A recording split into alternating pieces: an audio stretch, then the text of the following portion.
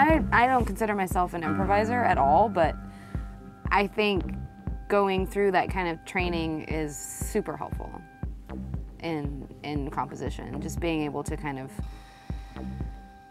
open up like a different kind of way of approaching it in the studio. And I do it more kind of by myself when I'm writing something, but it'll often be like the seed of something that'll then be like more meticulously composed.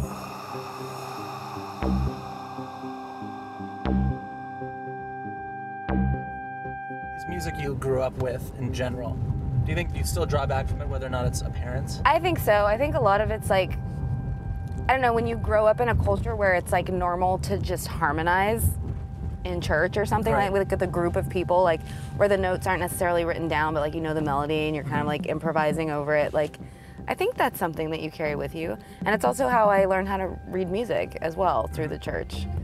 So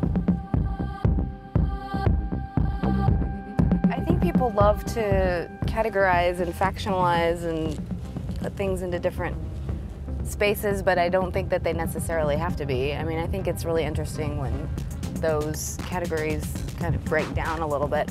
Obviously, if you're writing for a, you know, like a string quartet, right, that process is going to be very different than if you're writing for a computer, you know. So I think there are certain kind of, you know, practical things when it comes to writing music, but as far as aesthetics, I think in this day and age, they're kind of blending together. I mean, that's what I'm interested in. Of course, there are people who like don't even know what another genre even says. And there's tons of music that I don't even know about that I need to learn about, you know. Like, we definitely have our own cultural bias, whatever we're taught, whatever we're exposed to.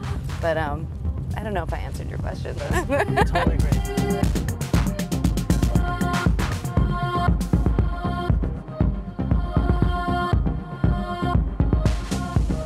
Yeah, but I mean, that's kind of a lot of what I'm doing with my approach. Like, so one of the big things so you were talking about having a guitar on stage. Like, everyone can kind of like understand what that gesture means, even though it's not necessarily natural. Like, it's weird. You're holding a chunk of metal and it's attached to, you know, through electricity, and like, that's not necessarily something that's like a natural thing, but everybody understands it because, you know, it's been around for so long, and a lot of people have actually held guitars themselves.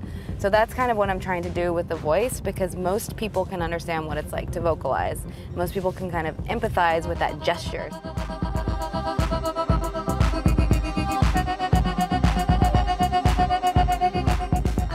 God, that's a hard question. Do I think dark art is depressing? No, I don't think it's depressing. I feel like it's just a different expression of aesthetics. I feel like dark music is such a big, it's been so explored, and especially like in the past, I mean, God, in the past like ever, but I feel like especially in the last couple years, like dark techno, I mean, it's such a thing. I feel like it's really like an aesthetic exercise, and it's a really interesting aesthetic exercise. I don't find it depressing. I don't know. Sometimes something that's super saccharine sweet is way more depressing than something that's dark.